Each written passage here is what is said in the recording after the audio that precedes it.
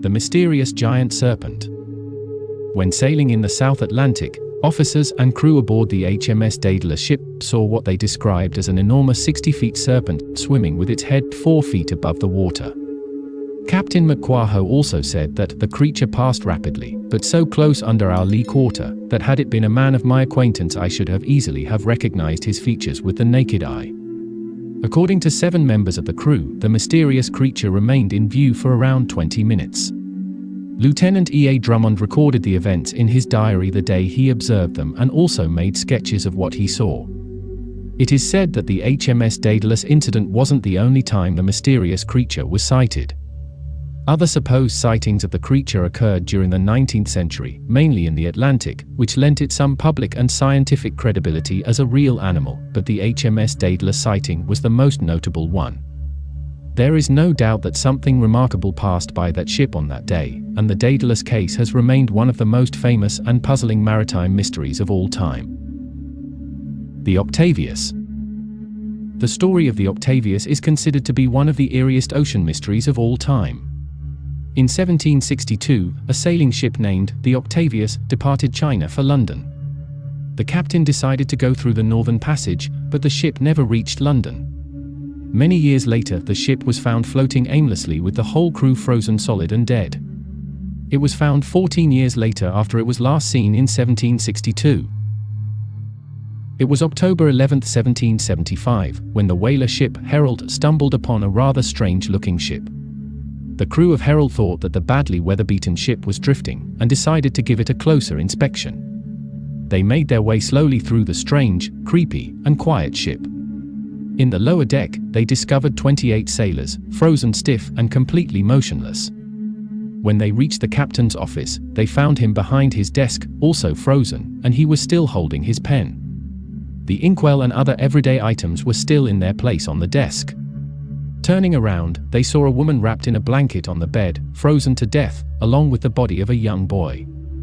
It seemed that everyone on the ship has been frozen to death in an instant.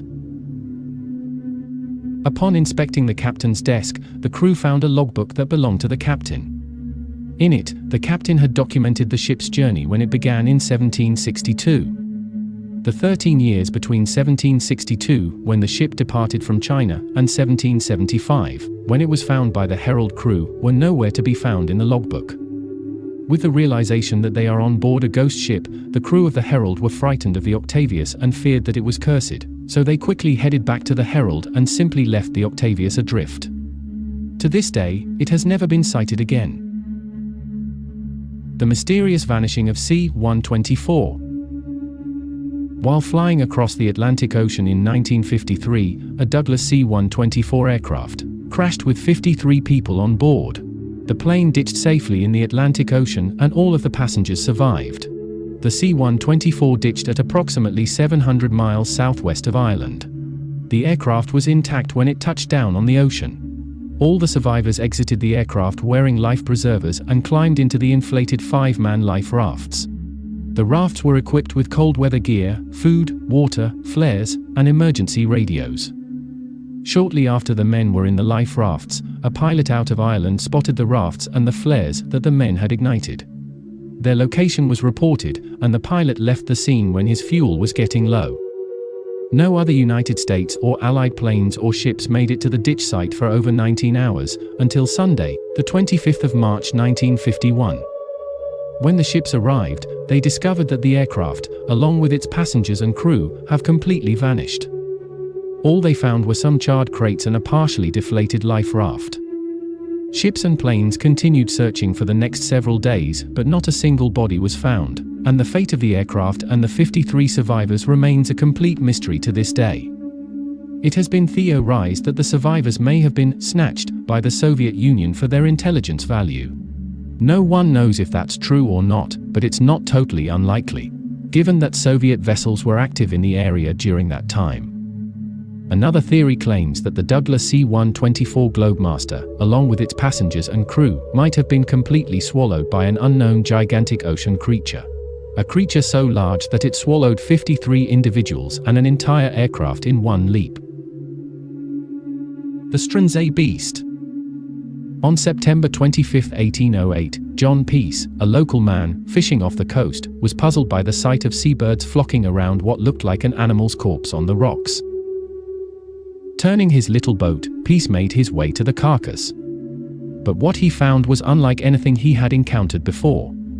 Lying on the rocks were the remains of a large serpent-like creature, with a long, eel-like neck and 3 pairs of legs.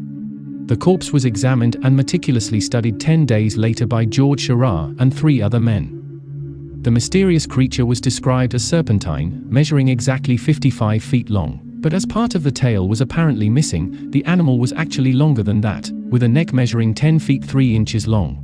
The head was like that of a sheep, with eyes bigger than a seal's. Its skin was grey and rough to the touch. However, if stroked from the head down the back, it was said to be as smooth as velvet. 6 limbs extended from the body, and the beast had wiry hair that grew from its shoulders down to its tail. The hair was said to glow eerily in the dark.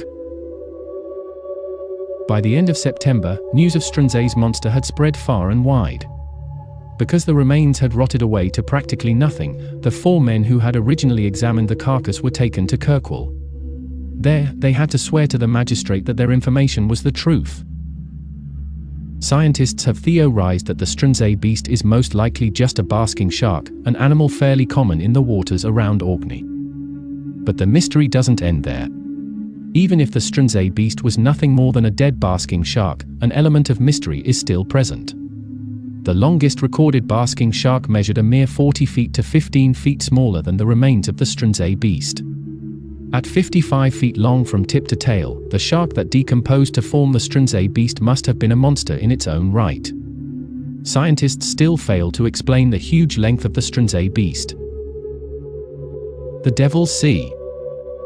The Devil's Sea is a mysterious area in Japan's corner of the Pacific Ocean where many ships have vanished, including multiple large vessels in the 1950s.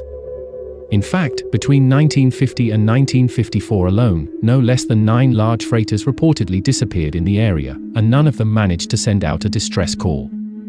When the Japanese government got fed up with the situation, they sent a ship called Kiyomaru to research the situation. It disappeared too.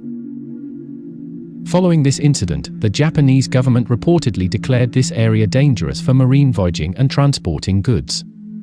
Moreover, as a result of this unprecedented incident, all efforts to unearth the facts behind the mystery were also aborted completely. The continued mysterious existence of the Devil's Sea area is testimony that certain phenomena in the world are far beyond the control of human beings.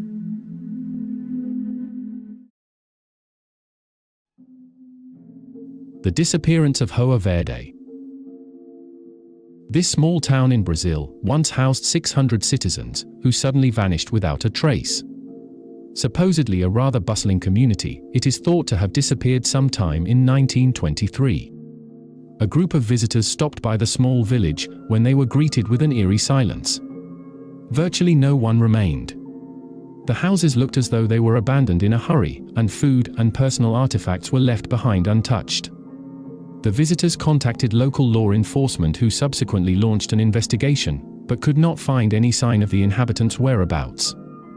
One odd clue left behind was a gun that looked as though it had been recently fired, and a mysterious message written on a blackboard that read, "There is no salvation."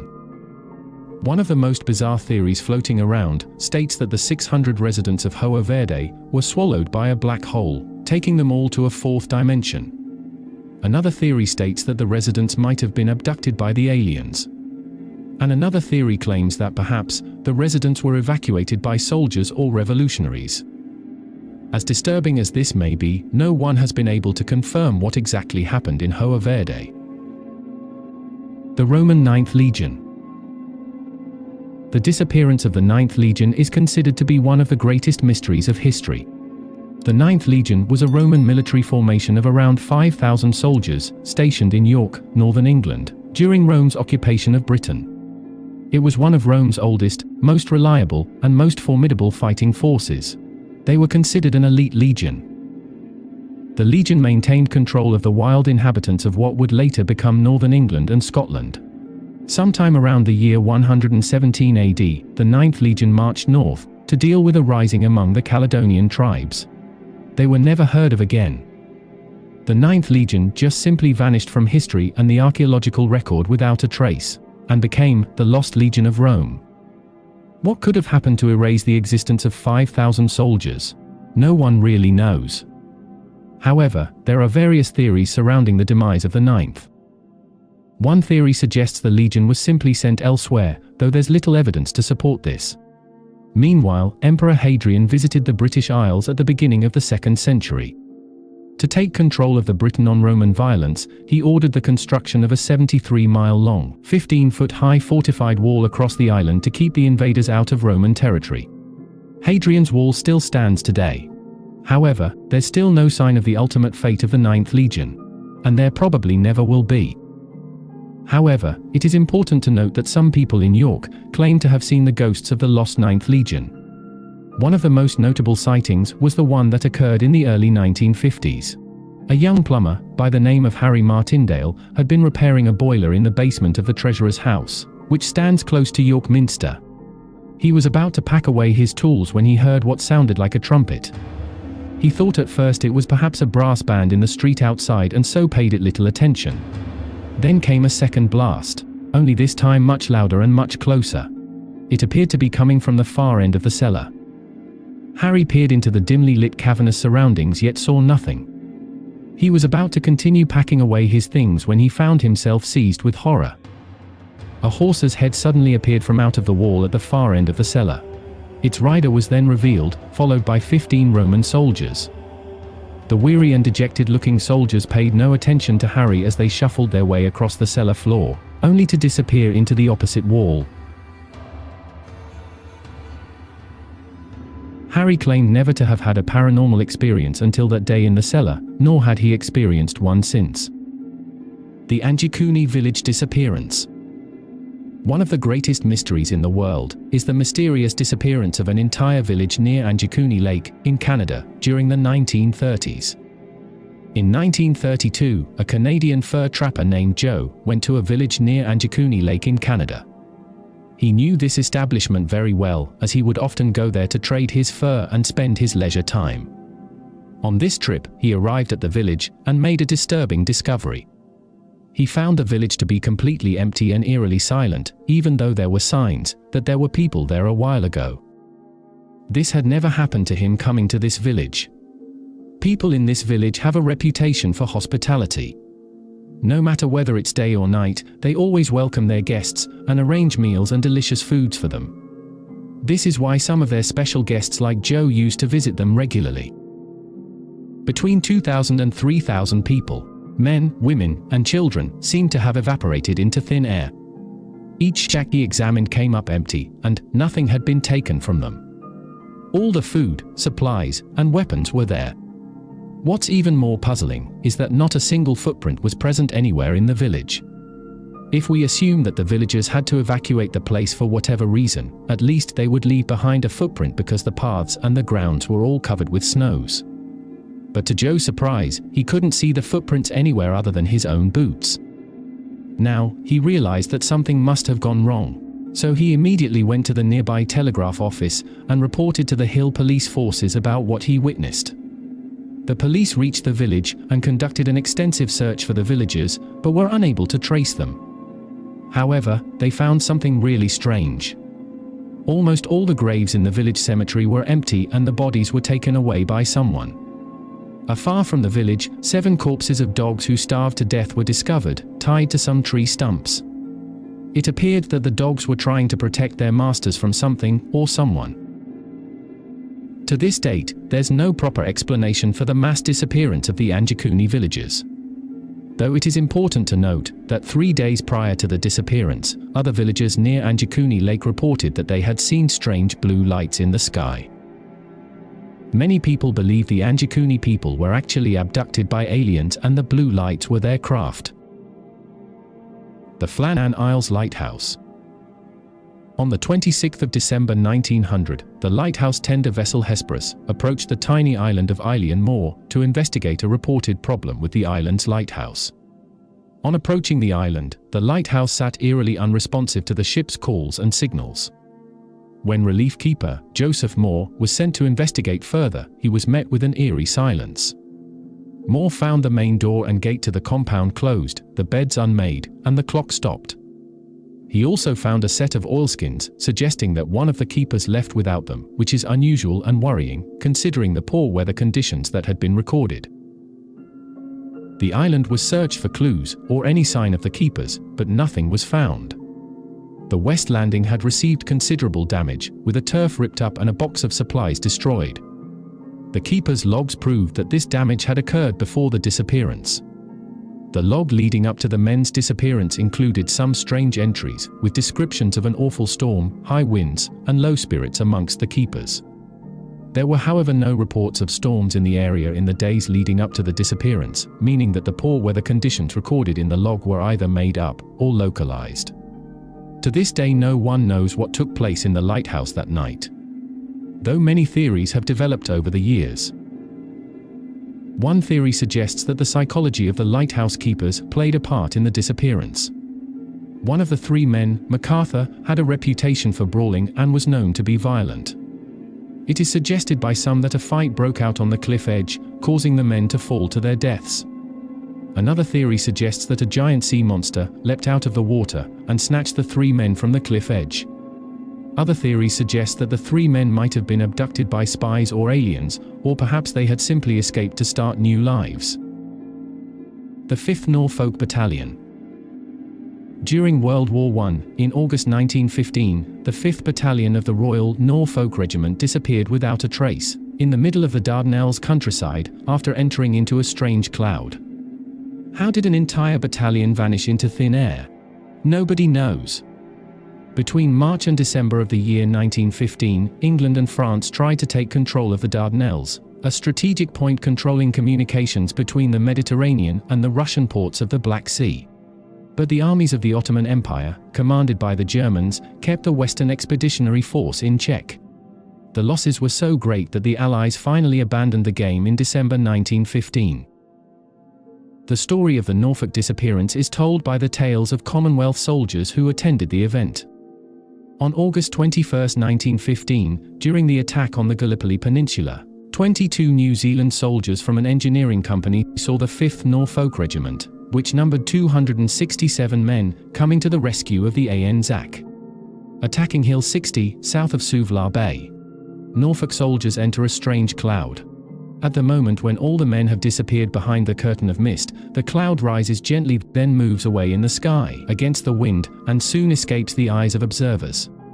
No longer is a living being visible in the small valley. And Turkey claims to have never captured anyone from the Royal Norfolk Regiment.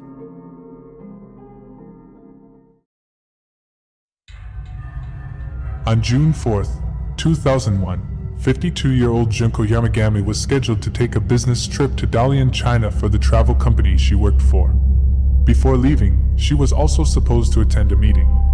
By noon, after Junko hadn't shown up to her office or gotten on board her plane, her colleagues began to get worried. They checked her house, where she lived with her husband Masahiro and mother-in-law Sigusa, but nobody appeared to be home. The family dog and Masahiro's car were gone too. The Yamagami's daughter, a 26-year-old elementary school teacher named Chie, was also missing. She lived alone in an apartment in nearby Takara City, but came over to visit her parents the night before. Chie was the last member of the family anybody had seen. The Yamagami's front door was locked, but the back door was open.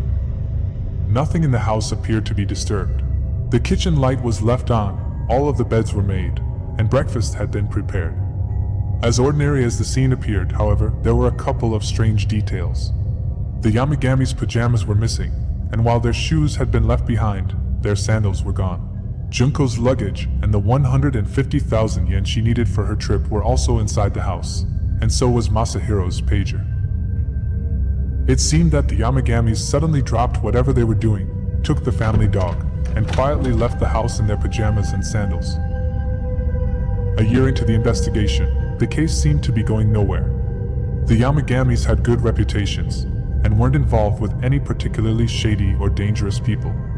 Masahiro did have some money problems, but it wasn't serious enough to leave town. To some of their neighbors, the Yamagami's strange disappearance reminded them of an old story from Edo times. A female servant was said to have gone into the mountains one day and then disappeared. All the town people tried looking for her, but she was never found. On September 7, 2002, police recovered a car that was found submerged in a reservoir. The car contained the bodies of the 4 Yamagamis and their dog. No cause of death could be determined, but there were also no signs of anybody being attacked or bruised. The car was found in a neutral state. Masahiro's window was down, and everybody was wearing their seatbelt. The Yamagami's clothes were so damaged that the authorities couldn't determine whether they were wearing pajamas. Some glasses and an umbrella were also found. Because Masahiro was in the driver's seat, police believed that it was a murder-suicide or group suicide. Now the suicide theory does seem credible. After all, why else would they have taken their dog? But the apparent suddenness of how the Yamagamis left is suspicious. If Masahiro really did kill everybody, how did he manage to convince the other family members to get in the car? Especially when they were getting ready to eat breakfast? Or did somebody force them to leave? Might they have been trying to get away from somebody, and Masahiro accidentally drove into the water? We most likely will never know.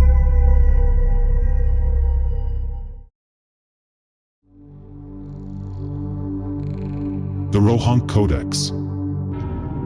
The Rohank Codex was discovered in 1838, written in an indecipherable language. It's still not clear whether the text should be read from left to right or right to left. The 450-page-long manuscript was first discovered at the Hungarian Academy of Sciences in 1838. Since its discovery, scholars, linguists, and code breakers have been trying to decipher the unknown language of the manuscript, but, up to today, not a single word has been decoded. The manuscript contains about 90 illustrations of battles and various religious themes. The Rohank Codex first appeared in 1743 in one of the catalogues of the Rohank Library. Scholars and scientists are still scratching their heads trying to decipher the weird characters in the codex. So, who wrote this mysterious manuscript, and why? Was it the aliens? A religious cult perhaps? Nobody knows. The Devil's Bible. This medieval manuscript has haunted readers for hundreds of years. The Devil's Bible, or Codex Gigas, is the largest medieval manuscript in existence. It is 36 inches tall, 20 inches wide, and 9 inches thick. It is said to have been written by a single anonymous person in Bohemia. The Bible contains both the Old and New Testaments, a textbook for teaching medicine, and a calendar. The Bible appears normal at first, but when you open page 577, you will find this. A full-color drawing of Satan. How the unholiest creature of all, Satan, made its way into this most sacred text, is a complete mystery. Was this giant Bible written by the devil himself? One legend claims that a monk who broke his monastic vows was sentenced to be walled up alive. In order to avoid this harsh penalty, he promised to create a book in one night to glorify the monastery forever. Near midnight, he became sure that he could not complete this task alone, so he made a special prayer, not addressed to God but to Satan, asking him to help him finish the book in exchange for his soul. The devil completed the manuscript, and the monk added the devil's picture out of gratitude for his aid. Les Prophéties. Les Prophéties, or The Prophecies, is a collection of prophecies by French physician Nostradamus.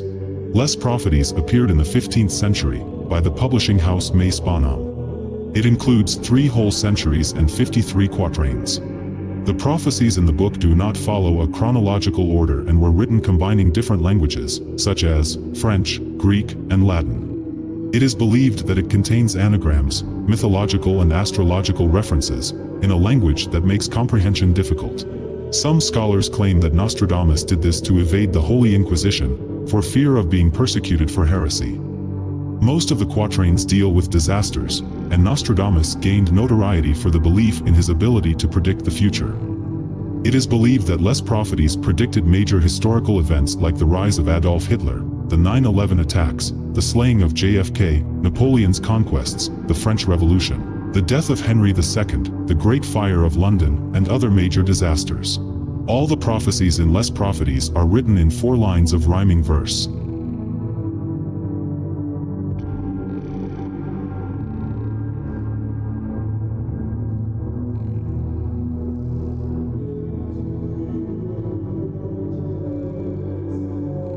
Shams al-Ma'arif. Shams al-Ma'arif, or The Son of Knowledge, is a book full of deep and complex meanings related to the secrets of the universe. It is an ancient book that is said to be cursed by an order of jinn. Legend has it, it's the most dangerous book ever written. Written in Egypt in the 13th century by a Sufi mystic and mage of Algerian origin, Shams al-Ma'arif presents the fundamentals of Arabic Islamic occult work. From spiritual cosmology and astrology, including various particularly lunar magics, to working with spirits and jinns, magical employment of letters and numbers, and the occult applications of the Quran, thereby comprising a veritable encyclopedia of Islamic magical wisdom and formulae. The book has been banned and suppressed throughout the entire Arabic world, though it is still being read and studied up to the present day. Many Sufi orders, such as the Naqshbandi order, have recognized its legitimacy and use as a compendium for the occult, and hold it in high regard. Nag Hammadi Codices. Nag Hammadi Codices are a group of books that comprise the Gnostic Bible. In 1945, an Arab peasant named Muhammad Ali al-Saman discovered a clay jar in the deserts of Upper Egypt, which contained 13 books that were bound in leather. He dumped the books at his family's house while he and his brothers went out to enact a blood feud against another man. Some of the books were accidentally burned in a cooking fire, while the rest were eventually sold on the black market, until they attracted the attention of Egyptian officials, who confiscated several of the books and housed them in the Coptic Museum of Cairo. The codices were eventually discovered to be secret sacred Christian texts. The books were created over 1,500 years ago, during the first centuries of Christianity. Some of them had never been mentioned before in any Christian literature, others had been declared heresy and banned by the Church. They offer a counterpoint to accepted Christian literature, and have been controversial ever since their discovery. The Well of Hell. Surrounded in mystery and tales of demons, the Well of Barhut in Yemen's east, known as the Well of Hell, is a little understood natural wonder. The giant hole in the desert of Al-Mara province is 30 meters wide and thought to be anywhere between 100 to 250 meters deep. Local folklore says it was created as a prison for the jinns and demons, a reputation bolstered by the foul odors rising from its depths. It is said to be the most hated spot in the earth to God, and from it will be the destruction of the world. Some say that it was the jinn who dug this deep hole for one of the kings of the Himyarite who ruled the region in the old time to hide his treasures. Others believe that it was dug up to be a jail for the jinn who came out of control. The inhabitants of the region have many strange tales about the well, one of which tells us that in the past, people have been through a period of severe drought. So they tied a man with ropes and slowly lowered him into the well to bring water. When he reached the middle of the well, he screamed in terror to be lifted up back to surface. When they raised him, they found only half of his body. Another tale claims that one sheep herder put her baby near the well, and when she looked away for a split second, the baby disappeared in the blink of an eye, and was never seen again. Yemeni officials say they don't know what lies below. It's very deep, we've never reached the bottom of this well, as there's little oxygen and no ventilation, said Sullah Babher, Director General of Mara's Geological Survey and Mineral Resources Authority. We have gone to visit the area and entered the well, reaching more than 50 to 60 meters down into it. We noticed strange things inside.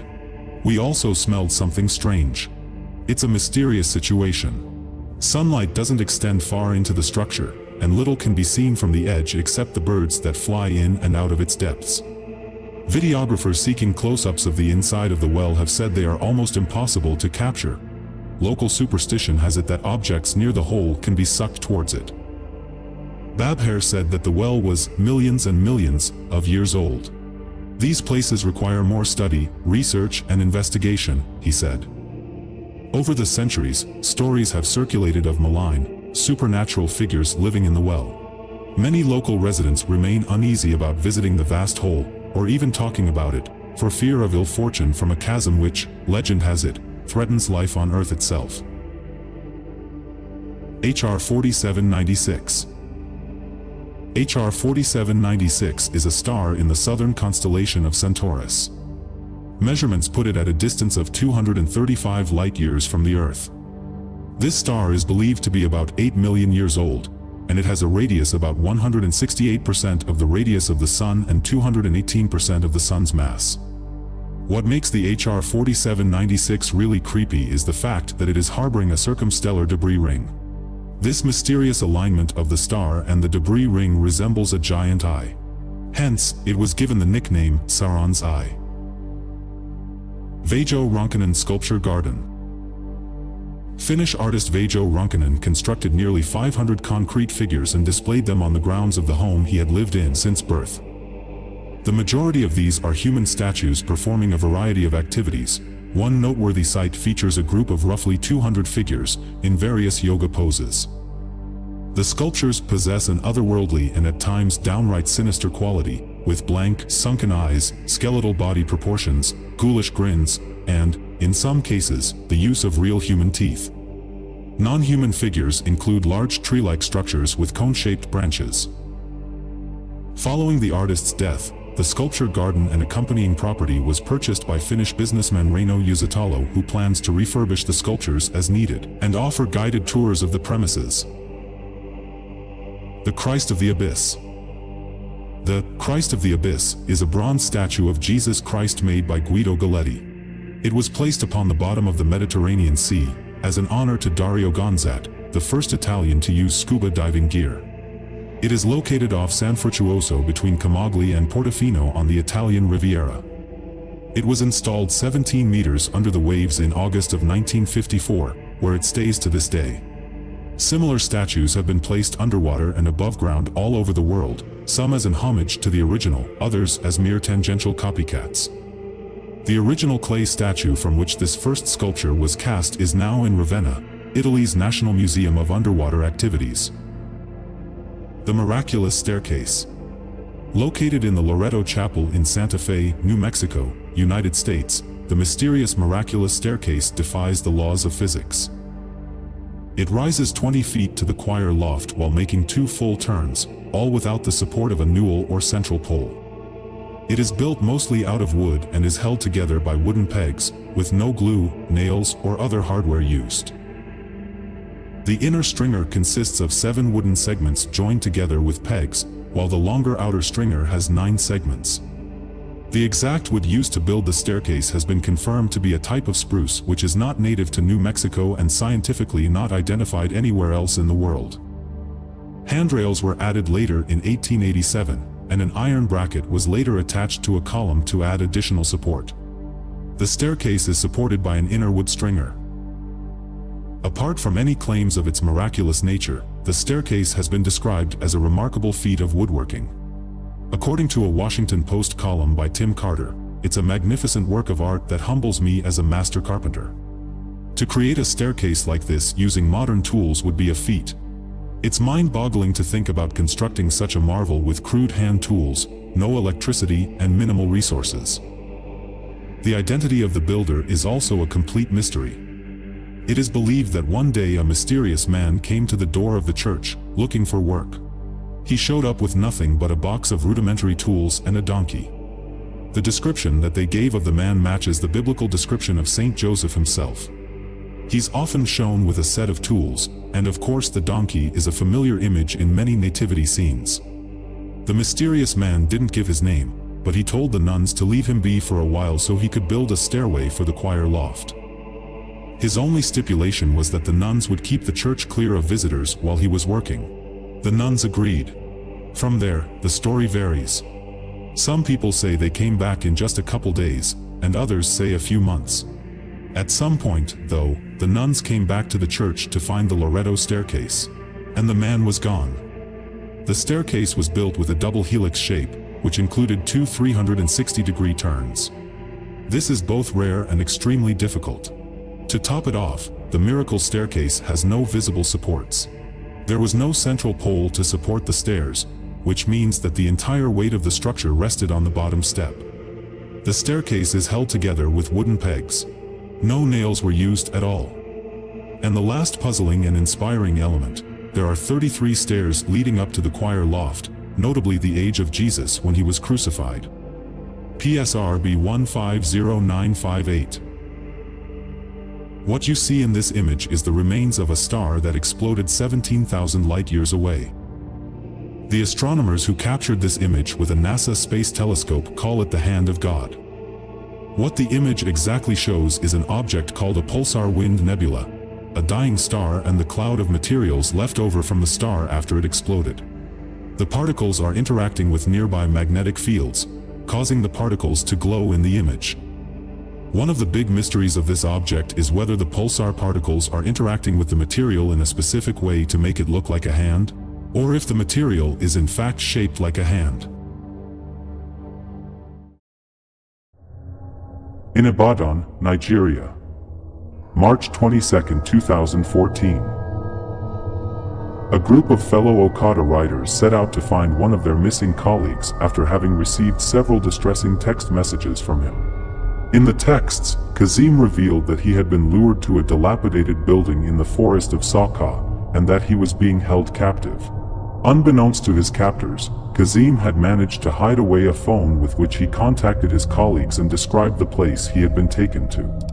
An abandoned construction site in the forest where unspeakable evils were being committed. The forest of Saka has been described as a dangerous area, particularly at night. But few were aware of just how dangerous it really was, or exactly what those dangers entailed. Following the clues provided by Kazim, the search party discovered the building, and the scene they encountered would be seared forever in the darkest depths of their minds. The stench of death reached out for miles. Decomposing bodies were littered around the rundown structure. They found piles of human skulls, rows of unmarked graves, and trails of dried blood. Inside and around the building a score of men and women were found still alive, though they were skin and bones, ribs jutting out from their chests. Many of them were catatonic. All of them wore haunted expressions on their faces. Later, one of the rescued women would claim that she had delivered a baby just 2 days prior, but that her child had been taken from her and presumably sold. Some could not recall what had been done to them. Perhaps they had been sedated, or their minds had simply rejected the horrific memories. Their captors were nowhere to be found. Theories abounded on what had transpired in the Ibadan forest of horror, the consensus being that black magic was at the root of it all. Nigerian juju is said to offer its practitioners anything their hearts might desire. Love, money, happiness, vengeance. Typically the offerings for the rituals are simple, harmless things. Strands of hair, a handful of nail clippings, a few drops of blood. But for more potent and darker spells practitioners mix organs and severed body parts, and sometimes blood from babies, with particular charms. With the right charm and the right offering, juju fanatics believe that they can conjure money, warp the minds of men, and shape their very fates to their liking. Albinos are especially targeted, as their body parts are said to bring wealth, healing, and good fortune. According to some locals, people would visit the forest in the dead of night to purchase body parts for their rituals. It was speculated that the kidnappers were backed by affluent Nigerians, among them top government officials who believed that juju was the source of their good fortune. However, no concrete evidence could be found to support the theory. People had been disappearing from the area at an alarming rate, with many having been missing for years. When news of the discovery broke, devastated families flocked to the abandoned building in an attempt to rescue their loved ones and seek justice against the perpetrators. Riots broke out, and security guards were called in, ostensibly to protect the property of construction companies in the area. But where had they been before? The situation quickly escalated from canisters of tear gas to beatings and gunshots. One woman was hit by a stray bullet and later died of her wounds. Enraged young men killed local livestock in revenge, claiming that the owners could not have been unaware of what had been going on right under their noses. Kazim was described as a gentle and hardworking person by those close to him. His texts helped lift the lid on the unspeakable evils of the Ibadan forest of horror, saving the lives of many, but sadly not his own. His body was never found. The Abadan House of Horror was eventually demolished and a school now stands in its place. No justice was ever served, and the harrowing case remains unsolved to this day.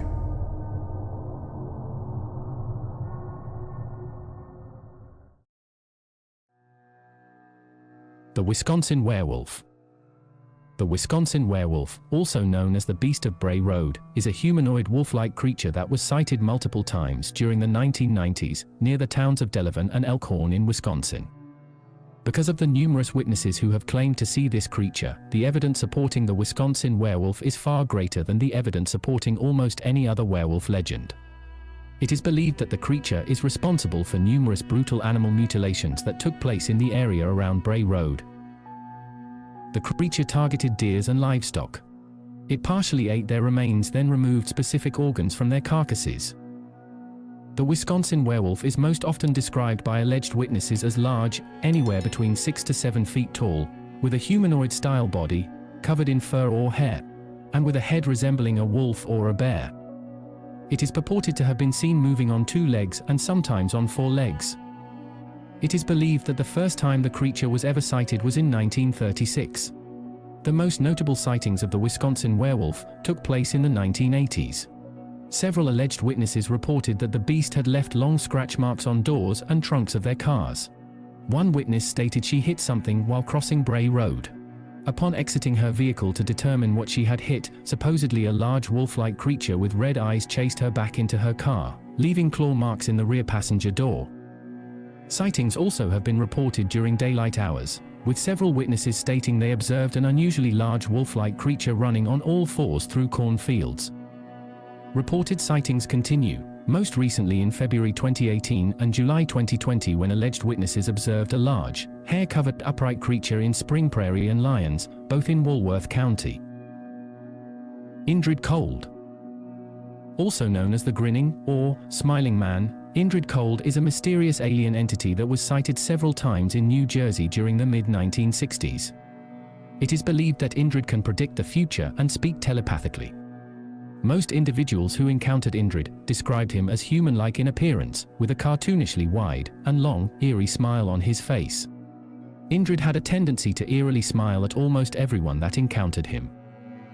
It is believed that he still haunts West Virginia to this day.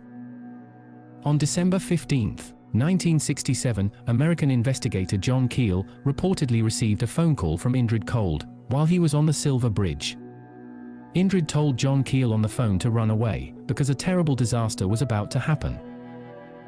As John Keel escaped, the Silver Bridge collapsed, resulting in the deaths of 46 people.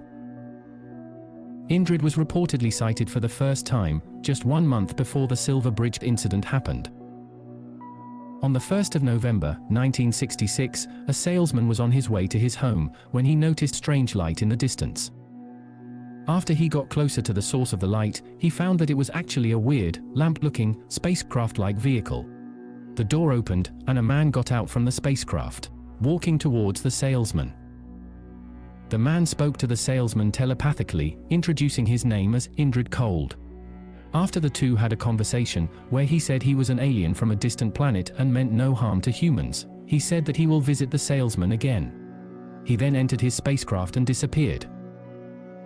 The salesman ended up contacting the police, trying to tell them the story, trying to convince them that it's real, but they didn't believe him. Fast forward a couple of weeks, and the salesman got interviewed by news outlets. After the interview, other people went forward and told their experiences with Indrid Cold as well. Some people described him as a 6-foot, bald humanoid creature that doesn't have any ears, nose, facial hair, or eyebrows. It is believed that Indrid has the ability to shapeshift and switch between 2 physical forms. Perhaps he shapeshifts into a normal-looking human to conceal his true alien identity at some times. That explains why some people said he didn't have any nose, ears, or hair, while others have said he looked just like any normal human being. While Indrid Cold was described to be utterly insane and psychopathic by some people, he never actually harmed anyone. In fact, some people even said that he was a non-malevolent alien who wants to help humans be safe by warning them of future disasters. Indrid Cold has been seen in connection with multiple UFO sightings. If Indrid is an extraterrestrial being, then he may have intentionally gone a bit overboard with the smile in order to appear friendly to humans. The Barsajawn. The Barsajawn, or Lord of the Woods, is a hairy and generally peaceful giant, originating from Basque and Navarre mythology. The Barsajawns were thought to build megaliths, and keep the secret to various skills and technological advancements humans learnt through trickery. People who saw the Barsajawn described it as a huge humanoid, anywhere between 9 to 16 feet tall, covered in fur, and sporting a beard and long hair. The Barsajawn also had a female counterpart, the Bassandeer, which lacked the beard. The Barsajawns were usually shepherds, often seen taking care of huge flocks of sheep, whistling and shouting to warn human shepherds of incoming storms or wolf packs, expecting a piece of bread in return, which would be collected while they slept. The Barsajawns made use of their strength to build megaliths, dolmens, and cromlechs. They also knew agriculture, music, ironworking, carpentry, architecture, and similar technologies long before humans did. The Barsajawns were believed to inhabit Atorn and Goria's forests in the Basque country and the Irati jungle in Navarre. No one knows if they still exist or not. The Mothman. The Mothman is a strange, flying, bird-like creature that has been sighted numerous times, most often before a disaster strikes the area of the sighting. It is described as tall, with large moth or bat-like wings, no neck, and large red glowing eyes. It is sometimes described as being human-like in shape, and sometimes bird-like. The Mothman was first sighted in Point Pleasant, West Virginia, from November 12, 1966, to December 15, 1967. It was said to have chased a couple's car, flying at speeds exceeding 10 miles per hour. It was seen and heard several other times during the next months, and was described similarly each time. Sightings continued until the tragic collapse of the Silver Bridge in the area. After that, the Mothman mysteriously disappeared. The Mothman has been sighted many times since then in other places around the globe, always before a catastrophic and destructive disaster strikes. There are a few theories on what Mothman really is. Some suggest that it is a paranormal creature, such as an alien or demon. Some people even say that Indrid Cold and Mothman are the same creature, or that both of them are related somehow. Others say it is simply a misidentified or unknown species of bird. The Dover Demon. The Dover Demon is a small humanoid alien-like creature that was reported in Dover, Massachusetts.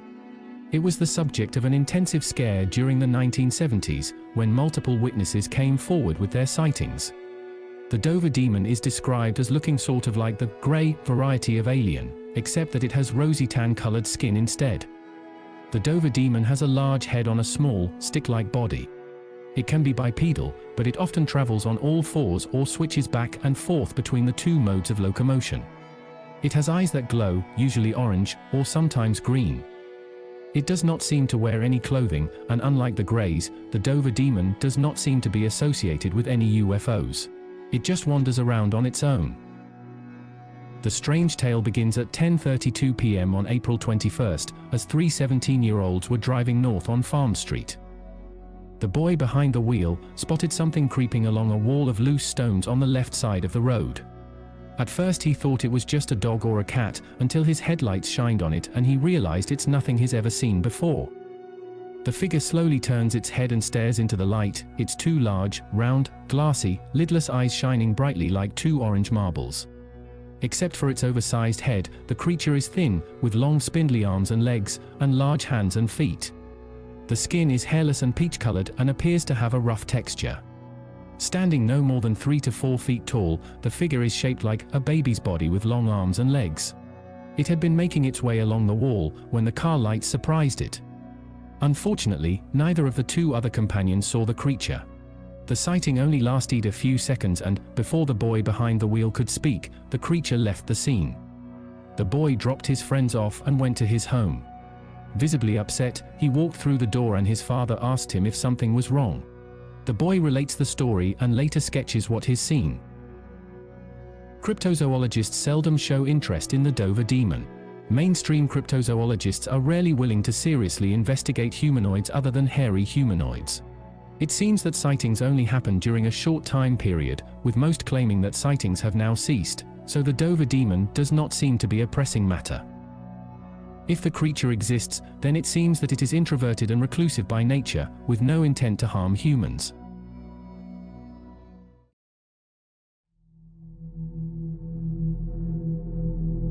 During the 1980s, a restaurant owner received multiple mysterious phone calls from an unknown person mimicking the voice of a little girl. The mysterious caller would often threaten to kill Bashir and his entire family, and if that wasn't chilling enough, these calls kept coming for more than 9 years.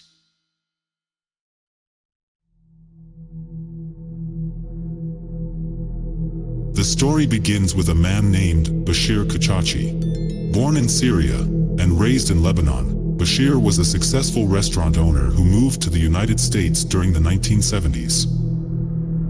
By 1983, Bashir and his sister had opened up the Moroccan-themed restaurant, Marrakesh, which had separate establishments in Philadelphia and Washington, D.C. While the Washington restaurant was still under construction, a phone line was installed, and Bashir started receiving multiple calls in which there would only be silence on the line. And if that wasn't eerie enough, when Bashir installed an answering machine, he started receiving messages containing weird, disturbing sounds and laughter. After the restaurant opened, the calls continued and escalated into harassment. Whenever Bashir or any of the other employees answered the phone, their lives would often be threatened and they'd often hear sounds like screaming and machine gun fire on the line. The caller started mentioning specific details about Bashir's personal life to suggest they knew him personally and were watching him. Since a large number of calls featured recordings of a child's voice, the caller earned the nickname L'Enfant, which means the child in English. Over the course of the next decade, the Marrakesh restaurant would receive an average of 15 to 20 calls per day from the child. When Bashir traveled to his sister's restaurant in Philadelphia, the child started phoning him there. One day, Bashir discovered that some stars of David had been carved into his Mercedes. And on another occasion his Jeep started overheating and he discovered that someone had tampered with the spark plug wires, which came close to igniting the fuel lines.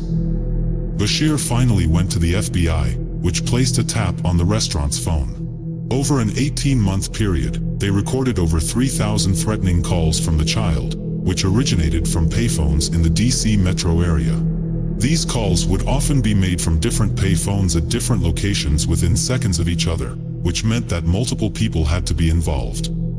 The FBI never caught anyone in the act, and Bashir eventually decided to check himself into a mental health facility in order to escape this nightmare.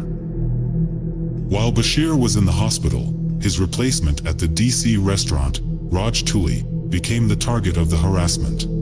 The caller threatened to kill him, and also claimed to know his exact schedule, movements, and the location of his home. 3 weeks after Raj became manager of the restaurant, his son Richard was targeted. While walking home from school, 2 men approached him, asking if he was Richard.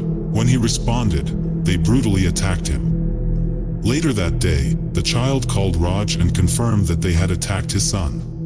The next day, someone painted "Richard will die" on the front door of Raj Tuli's home. Bashir even continued getting calls from the child inside the mental hospital and spent years checking himself. However, after this story got featured on the TV show Unsolved Mysteries in 1993, the harassment campaign finally subsided. Bashir checked out of the hospital for good, but no one ever discovered the identity of the child. Bashir believed the whole thing was somehow connected to a bizarre incident from Beirut that happened in July 1974, when he showed up to pick up his wife at a private party and was kidnapped by a group of unidentified armed men. These men held Bashir prisoner at a Palestinian refugee camp and accused him of working for the CIA. They proceeded to interrogate and torture Bashir for the next 5 days before he attempted suicide by slashing his wrists. Believe it or not, Bashir's kidnappers actually took him to a hospital for medical attention and he was able to secure his release. Bashir believed that the Palestine Liberation Organization was responsible for his abduction, and maintained he was an innocent victim of mistaken identity, but suspected the incident was somehow connected to his ordeal with the child. It's worth noting that Bashir found himself at the center of controversy in 2002 when he paid to publish an ad for the Marrakesh restaurant in the Washington Post, and it contained the line, "Have Zionists turned Jewish beliefs into a political party in the service of hatred and greed?" By this point, Bashir was convinced that the Jews and the Israeli government were responsible for his 1974 kidnapping and the subsequent harassment from the child.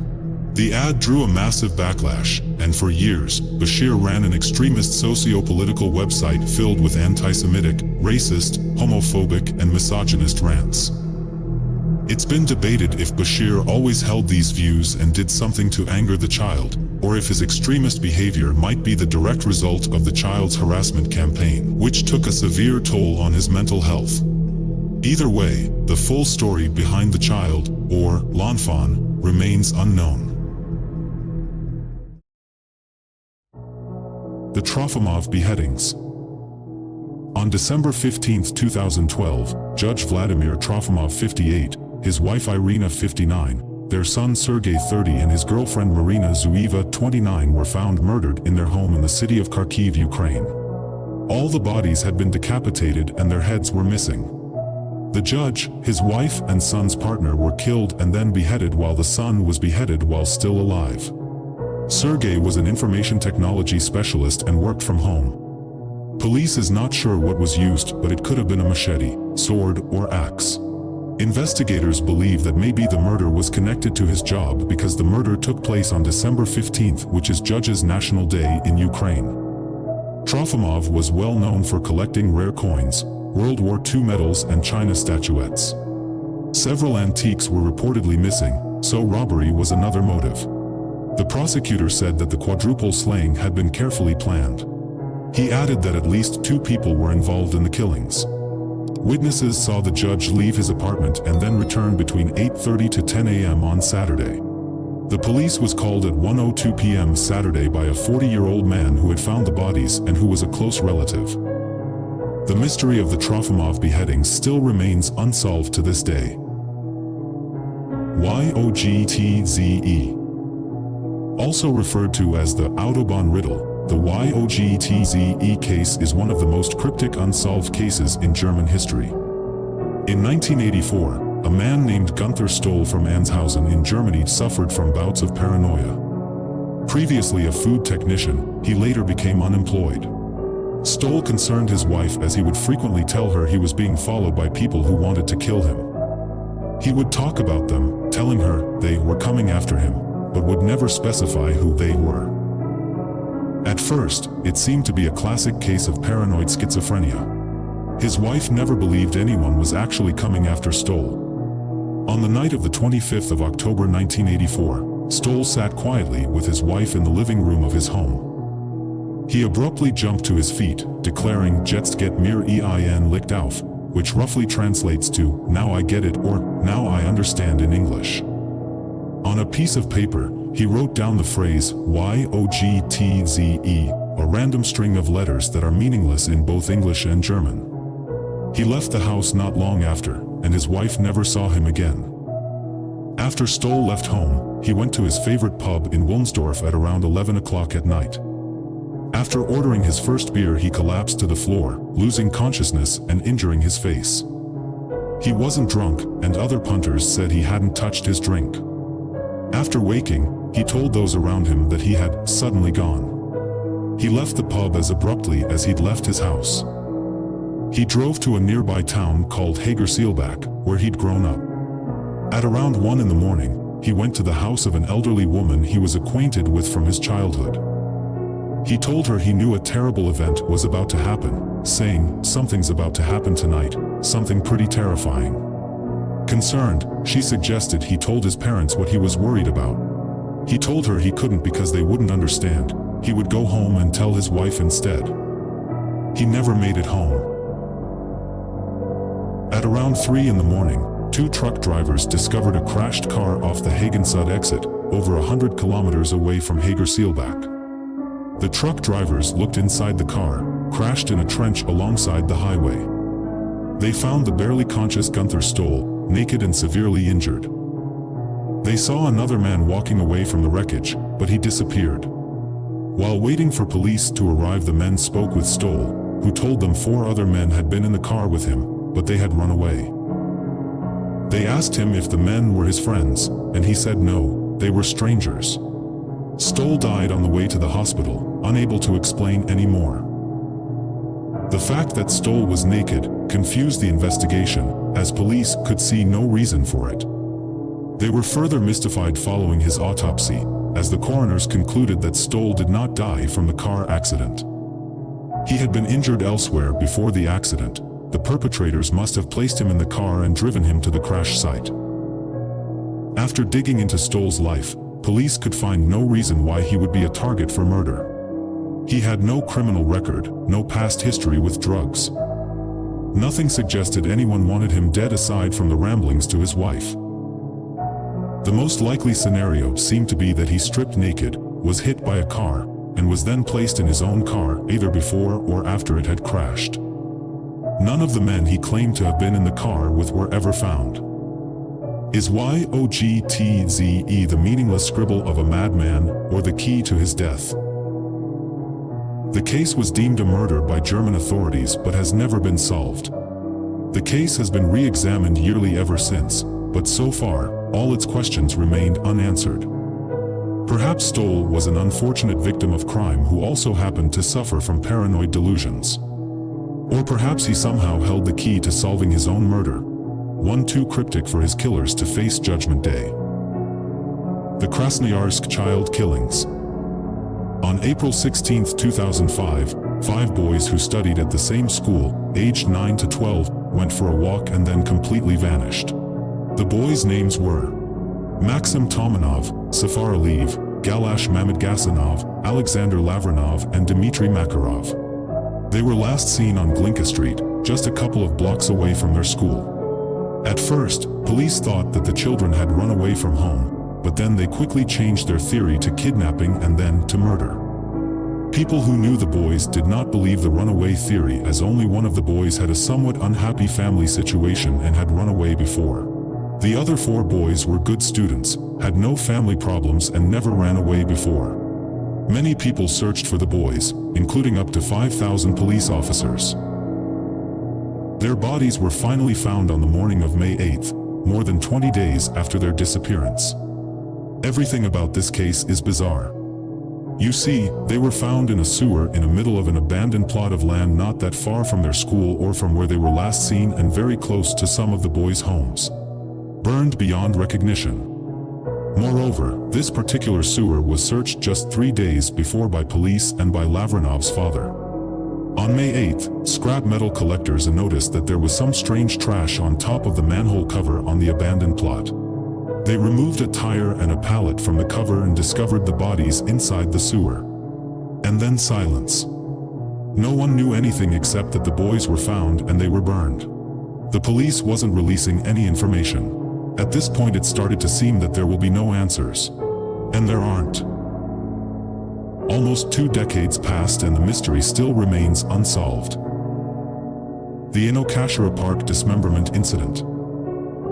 On April 23, 1994, a cleaning staff member of Tokyo's Inokashira Park found a garbage bag in the park's trash can. She thought the bag contained raw fish, but when her colleagues opened it to see what was inside, they found a human ankle. The police were called in, and the bag was found to contain a total of 24 pieces of human flesh, including 2 feet, 2 hands, and a shoulder. At an autopsy conducted at Kairan University Hospital, the cause of death was deemed unknown.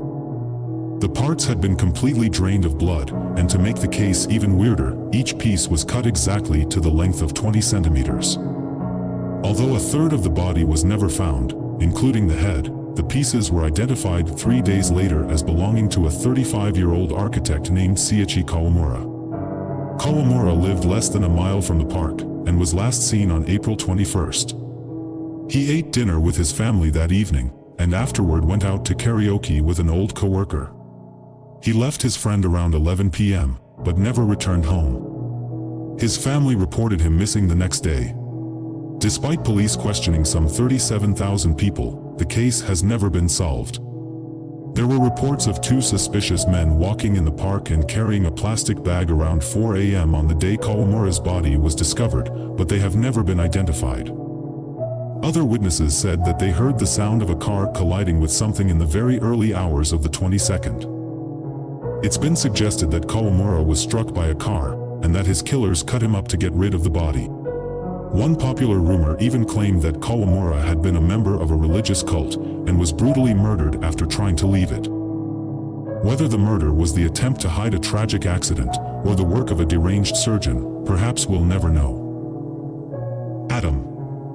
On September 21, 2001, the torso of a young boy was discovered in the River Thames, near Tower Bridge in central London. Dubbed Adam by police officers, the unidentified remains belonged to a black male, around 4 to 8 years old, who had been wearing orange girls' shorts. The post-mortem showed that Adam had been poisoned, his throat had been slit to drain the blood from his body, and his head and limbs had been expertly removed. Further forensic testing examined his stomach contents and trace minerals in his bones to establish that Adam had only been in the United Kingdom for a few days or weeks before he was murdered, and that he likely came from a region of southwestern Nigeria near Benin City known as the birthplace of voodoo. This evidence led investigators to suspect that Adam was trafficked to Britain specifically for a muti killing, a ritual sacrifice performed by a witch doctor that uses a child's body parts to make medicinal potions called muti. About 10 years later, it was reported that the torso was that of a 6-year-old named Ekpom Woza, after a television crew managed to track down a woman who used to care for him in Germany, due to his parents being deported back to Nigeria. Joyce Ojajid, a mother of 2, had told ITV's London Tonight that she handed the 6-year-old to a man reportedly named Bawa who proceeded to take the child to London. Detectives said that this was a major breakthrough. In February 2013, the BBC was contacted by Ojajid, who declared that she was prepared to tell them everything she knew about the boy. Ojajid revealed that Adam's real name was in fact Patrick Erhaber, and not Ikpamwoza. She also identified Bawa as Kingsley Ojo, and said that she had wrongly identified a photograph that had been circulating in the press as Patrick, when it was in fact of a friend's living son. However, police doubts about her mental state meant that these claims are doubted by detectives, and thus, Adam has never been formally identified.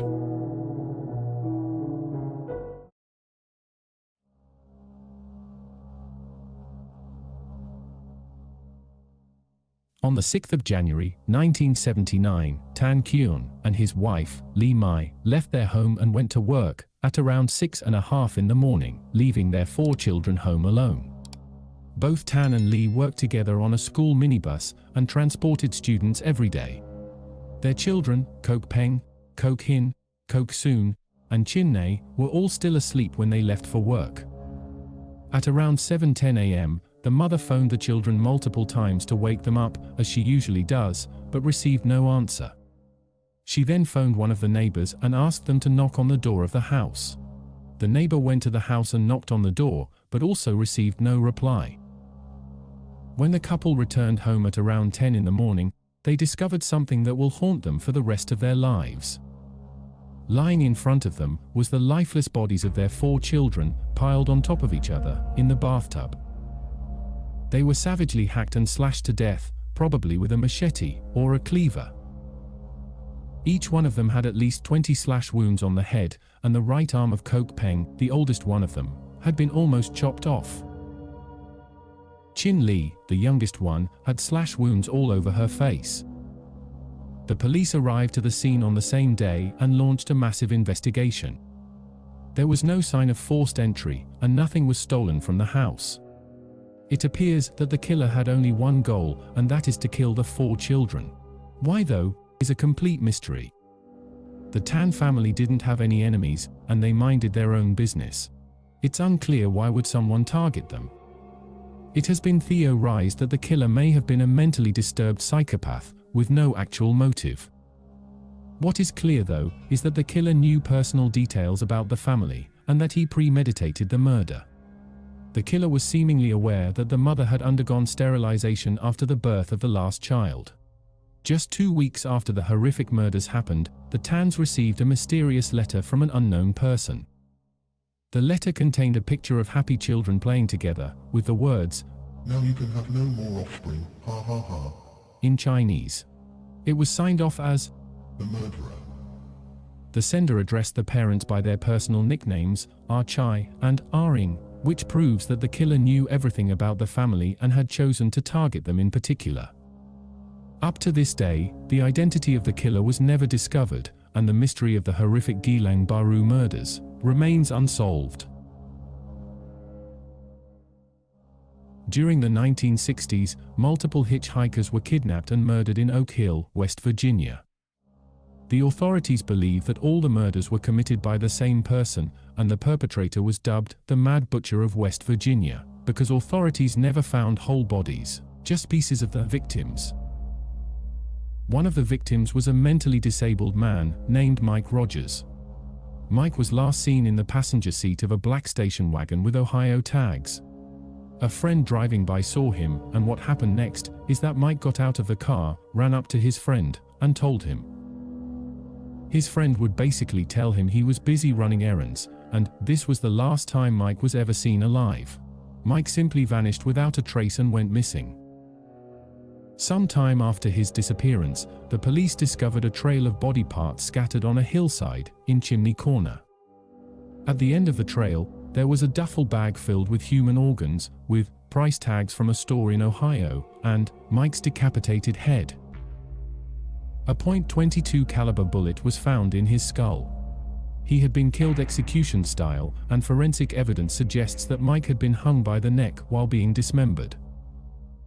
A total of 13 body parts were found at the scene, and the liver and kidney that were found in the duffel bag had human bite marks. The police investigated the various disappearances and murders that were related to the Mad Butcher, and even the FBI got involved in the case, though no one was ever convicted of these crimes. The identity of the Mad Butcher remains a complete mystery to this day. Some people believe the Mad Butcher was committed to a mental institution, while some believe he may still be active in Oak Hill. On the 18th of November, 1987, Keith Dardeen, a 29-year-old man from Ena, Illinois, failed to show up for work. His supervisor called him numerous times, but Keith never answered. The police were contacted on the same day, and they went to check up on the Dardeen family in their small home in the town of Ena. When the police arrived to the house and got inside, they discovered a horrific scene. Keith's wife, Elaine, and his son, Peter, were found lying on the bed. They were both brutally bludgeoned to death with a baseball bat. Elaine was bound and gagged herself. She had been battered to such an extent that she went into labor and gave birth to a girl who was also bludgeoned during the attack. At first, the police thought Keith Dardeen murdered his family and ran away. But that would quickly change after his body was later discovered in a wheat field, not far from where he lived. The killer shot him 3 times, then chopped off his penis. Also, Keith's blood-splattered car was found parked in front of the Benton police station. Nothing was stolen from the Dardeens. A VCR and portable camera were in plain sight in the living room. Elsewhere in the house, equally accessible cash and jewelry remained. So clearly this wasn't a case of a robbery gone wrong. The police weren't able to find any other evidence that might have suggested a motive, though some theories have developed over the years. One theory states that the Dardeen massacre was the work of a satanic cult, though this is very unlikely because Satanists usually leave behind symbols at the scene of the crime and extensively mutilate the bodies of their victims by harvesting certain organs. Another theory suggests that the killer was a jealous lover from high school or college, someone who had a crush on Elaine and decided to murder her because she chose Keith over them. In 2000, serial killer Tommy Lynn Sells confessed to the crime. However, he was never charged as there were doubts about his confessions because all the details he shared about the case were inconsistent. No other suspects have ever been named. The castration serial murders were a group of 5 related murders that took place in different states in America. Between August 1980 and November 1986, at least 5 young men from different states were kidnapped, shot in the back of the head, and castrated after their deaths by the same perpetrator. Forensic evidence suggests that 2 of the victims were shot with the same .38 caliber revolver. What's even more bizarre is the fact that there's a high chance the serial killer is actually a female. One of the victims of the castration serial murders was a man named Marty James Shook, a young hitchhiker from Sparks, Nevada. His naked and mutilated body was found on the 14th of June, 1982, in a mountain pass in Heber City, Utah. A mysterious young blonde woman was sighted around the area where his body was discovered. The police believe she might be the killer, though they were never able to find her, and her identity remains a complete mystery to this day. On the 26th of November, 1986, another victim of the castration serial killer was found in Litchfield, Connecticut. The victim was Jack Franklin Andrews. The murderer castrated him post-mortem and brutally mutilated his corpse, cutting off the legs and head from the torso. Up to this day, there's no proper explanation for the castration serial murders, and the killer who committed these heinous acts was never identified. The Michigan Dogman. This humanoid werewolf, or werewolf-like creature, was sighted more than 100 times in Michigan. One of the most notable sightings was the one that occurred in 1887. It was the first time the creature was ever sighted. 2 lumberjacks in Wexford County saw a creature whom they described as having a man's body and a dog's head. It was 7 foot tall, blue-eyed, with the torso of a man and a fearsome howl that sounds like a human scream. Another sighting occurred in the 19th century, in Paris, Michigan.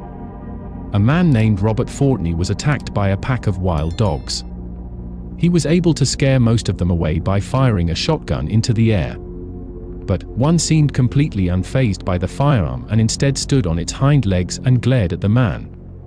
Reports of similar creatures also came from Allegan County in the 1950s, and in Manistee and Cross Village in 1967. Linda Godfrey, in her book The Beast of Bray Road, compares the Manistee sightings to a similar creature sighted in Wisconsin, known as the Beast of Bray Road. In 1961, a night watchman was patrolling a manufacturing plant in Big Rapids, Michigan, when he saw a peculiar figure. At first he thought it was a person until he saw the dog-like features. He pulled his gun and was about to shoot when he remembered his camera and took it out and took a picture of the horrific beast. The photo has not been analyzed yet, and it still remains an unsolved mystery. Reports of the creature still continue to this day. And the fact that there have been more than 100 sightings of the Dogman throughout the past 300 years in Michigan means that there's a high chance that it actually exists. The Yeti. Known to inhabit the Himalayan region of Nepal, Bhutan, and Tibet, the Yeti, or abominable snowman, is a mysterious ape-like creature which is taller than an average human and is covered with brown, grey, or white hair. The Yeti might actually be real, and history has proof of its existence. Many explorers, particularly in the Mount Everest area, have reported seeing evidence of this legendary animal. Stories about the snow-dwelling half-man, or half-ape, have been popular since the late 19th century. However, reports really begin in 1921, when Lieutenant Colonel Charles was undertaking the British Mount Everest expedition. He reported finding larger than usual footprints of a 2-footed creature. 4 years later, photographer N.A. Tombazi reported seeing a figure with an outline exactly like a human being, walking upright. It showed up dark against the snow, and wore no clothes. On Mount Everest in 1951, Eric Shipton took photos of large footprints in the snow. Some scientists have argued these photos are the best evidence of Yeti existence.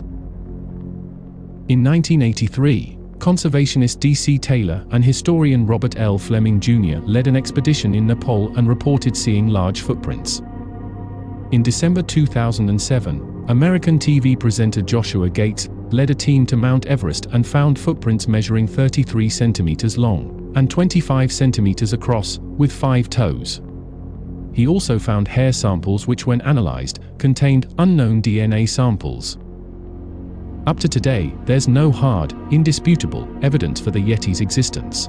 However, that doesn't deter the true believers of the Yeti. The fact that these mysterious creatures haven't been found is not taken as evidence that they don't exist, but instead how rare, reclusive, and elusive they are. Like Bigfoot, a single body would prove that the Yeti exist, though no amount of evidence can prove they don't exist. The Lizard Man of Scape or Swamp. The Lizard Man is a mysterious reptilian humanoid creature that is said to inhabit areas of swampland in and around Lee County, South Carolina. On July 14, 1988, the Lee County Sheriff's Office investigated a report of a car damaged overnight while parked at a home in the area of Browntown, on the edges of the Scape or swamp. The car reportedly had tooth marks and scratches with hair and muddy footprints left behind. Sheriff Liston Truesdale noted this was the start of various claims that eventually coalesced into a story about a lizard man in the swamp. Prompted by the news of the vehicle damage, 17-year-old local Christopher Davis reported to the sheriff that his car was damaged by a creature he described as green, wet-like, about 7 feet tall and had 3 fingers, red eyes, skin like a lizard, snake-like scales. According to Davis, he was driving home from working the night shift at a fast food restaurant when his car got a flat tire. After fixing it, he saw a creature walking toward him. Davis got in his car and began to drive, but the creature was soon on top of the car. He applied his brakes, causing the creature to roll off the car, giving Davis enough time to escape. The increase in newspaper and media publicity prompted further reports of sightings, and the area soon became a tourist attraction for visitors and hunters. Local radio station WCOS offered a $1 million reward to anybody who could capture the creature alive.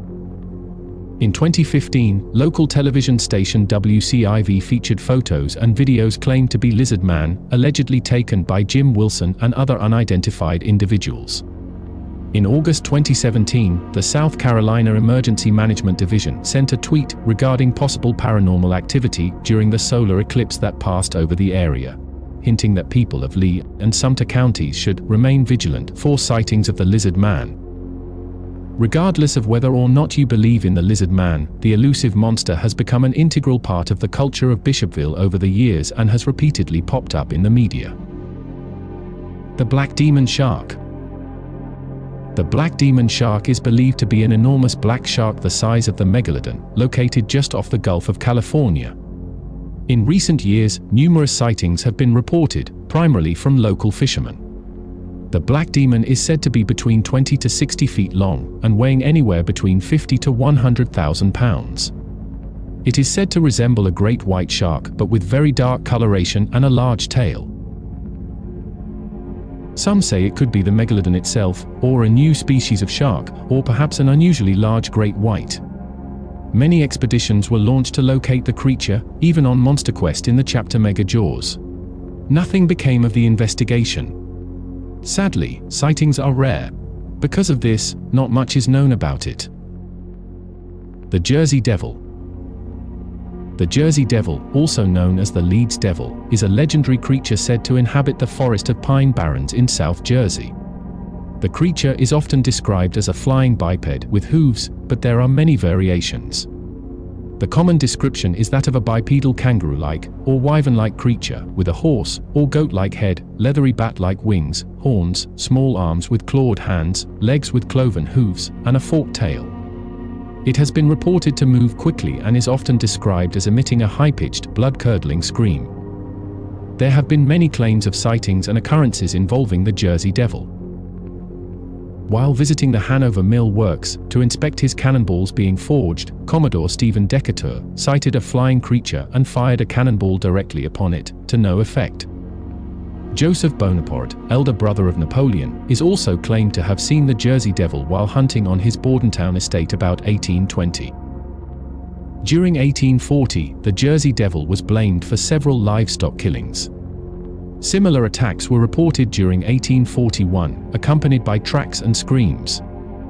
In Greenwich, during December 1925, a local farmer shot an unidentified animal as it attempted to steal his chickens, and then photographed the corpse. Afterward, he claimed that none of the 100 people he showed it to could identify it. During the week of January 16 to 23 of 1909, newspapers published hundreds of claimed encounters with the Jersey Devil from all over South Jersey and the Philadelphia area. Among these alleged encounters were claims the creature attacked a trolley car in Haddon Heights and a social club in Camden. Police in Camden and Bristol, Pennsylvania supposedly fired on the creature to no effect. Other reports initially concerned unidentified footprints in the snow, but soon sightings of creatures resembling the Jersey Devil were being reported throughout South Jersey and as far away as Delaware and western Maryland. The legend of the Jersey Devil has grown over the years and has become ingrained into the culture of New Jersey.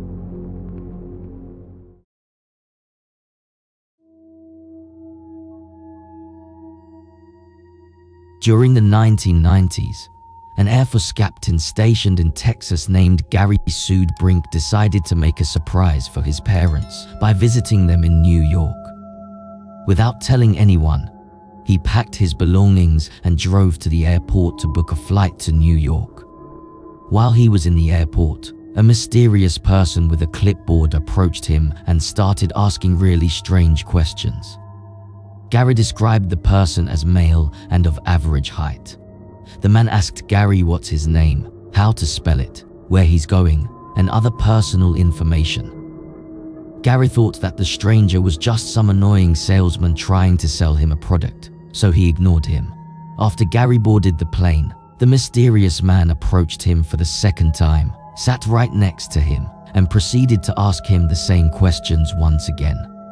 Gary became angry and told the stranger to fuck off, but the stranger was persistent and kept on asking more questions. Subsequently, the plane crew got involved and forced the man to move away from Gary. Eventually, Gary got to New York and surprised his parents with a visit. While he was at his parents' house, he began receiving phone calls from an unlisted number. When Gary answered the phone, he heard something really strange. Take a listen.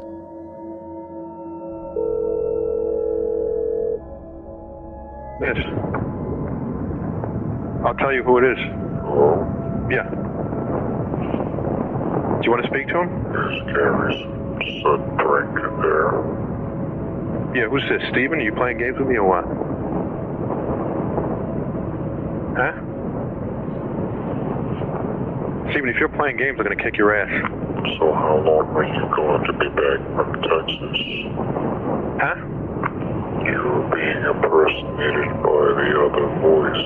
Yeah, this is you, Steven, you idiot. You're pissing me off. Jerk. I'm going to get you on... Let's see what it says.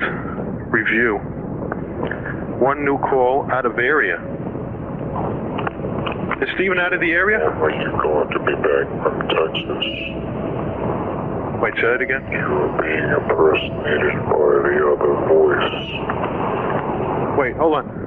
Is Steven out of the calling area or what? What do I know? What do you mean you don't know? He's in Queens. Well, who are you talking to? I don't know who the fuck. Hello? Brink in there. Okay, there was a break. Hold on.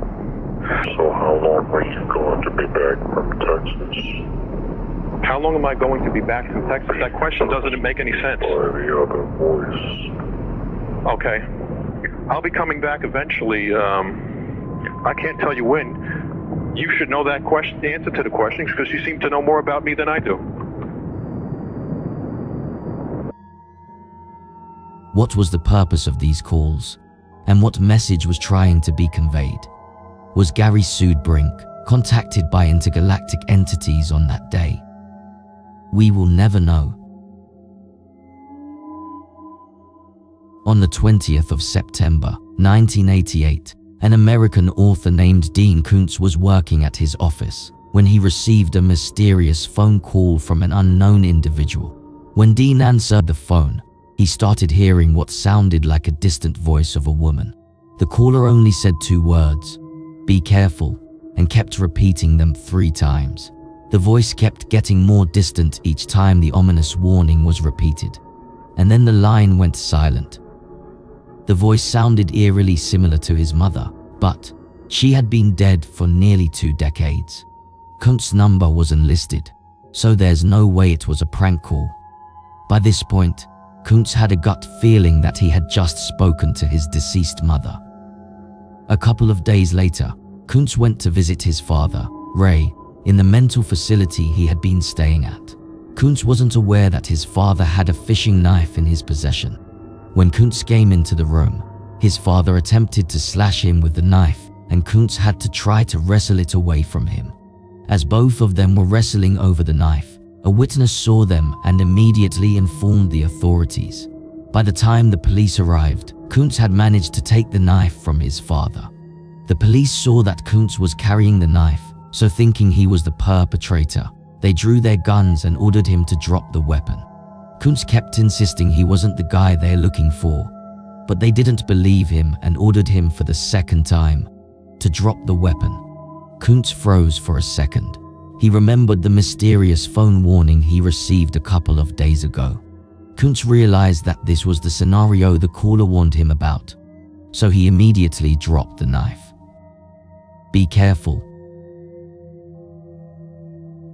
In 2007, Courtney Kokendaly's phone began to do really weird and bizarre things on its own. It would often turn itself on, change its ringtones, and send messages to Courtney's friends on its own. After a couple of days, Courtney began to receive mysterious phone calls from someone with a raspy voice. The number that the person called from read, "Unknown." The caller told Courtney that he was watching her and began to describe what she was exactly doing at that moment and even what she was wearing. One of the family's neighbors, Andrea McKay, said that she also received similar calls. According to Andrea, she was cutting limes in her kitchen when a mysterious call came through and the voice on the other end told her, "I prefer lemons." The Kokendall family contacted the police about the calls and the bizarre things that their phones would do on their own. When the police traced the calls, they discovered something really strange. It appears that the calls were actually made from the family's own phones. What's even more bizarre is that this would happen even when the phones are completely turned off. After a couple of days, the calls quickly escalated into serious death threats. According to Heather Kendall, the caller would often tell them, "You're going to die, we hate you, we're going to murder you." The calls came at all hours, threatening to behead every single member of the family and murder everyone that they knew, including their pets.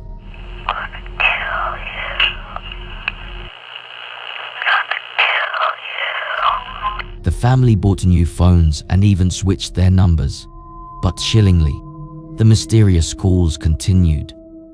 Up to today, the identity of the caller remains a complete mystery, despite the best efforts of the police.